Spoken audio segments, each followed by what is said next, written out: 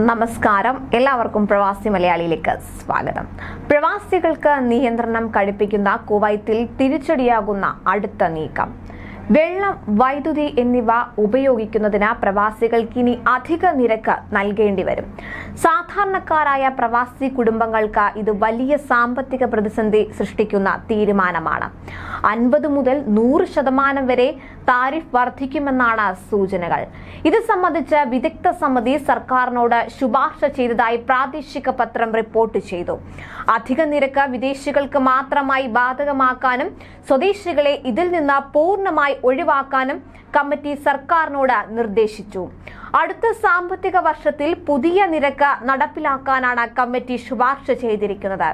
നിലവിൽ വെള്ളക്കരം 3000 ഗാലൻ വരെ 2 ദിനാറും 6000 ഗാലൻ വരെ 3 ദിനാറും 6000 ഗാലനിൽ കൂടുതലായാൽ 4 ദിനാറുമാണ് ഈടാക്കുന്നത്.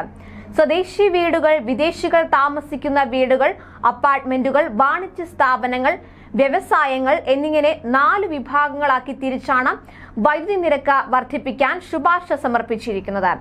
മലയാളികൾ അടക്കമുള്ള വിദേശികളെ സംബന്ധിച്ചിടത്തോളം സാമ്പത്തികമായ അധിക ഭാരമാണ് നിരക്ക് വർധനവ് സൃഷ്ടിക്കുക. അതുപോലെ ഇനി രാജ്യത്തേക്ക് വരുന്ന പ്രവാസികൾക്ക് കടുത്ത നിബന്ധനകളാണ് ഉള്ളത്.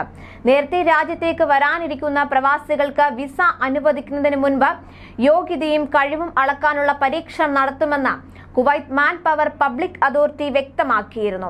20 തസ്തികകളിലെ ജോലികൾക്ക് വേണ്ടി കുവൈത്തിലേക്ക് വരുന്ന പ്രവാസികൾക്ക് പ്രത്യേക യോഗ്യതാ പരീക്ഷ നടപ്പാക്കാനാണ് പദ്ധതി ഇട്ടിരുന്നതെങ്കിലും ആദ്യഘട്ടത്തിൽ ഏതൊക്കെ തസ്തികകളിലേക്കാണ് ഇത്തരം ഒരു നിബന്ധന കൊണ്ടുവരേണ്ടതെന്ന കാര്യത്തിൽ നിലവിൽ ചർച്ചകൾ പുരോഗമിക്കുകയാണെന്ന് പ്രാദേശിക മാധ്യമങ്ങൾ റിപ്പോർട്ട് ചെയ്യുന്നു.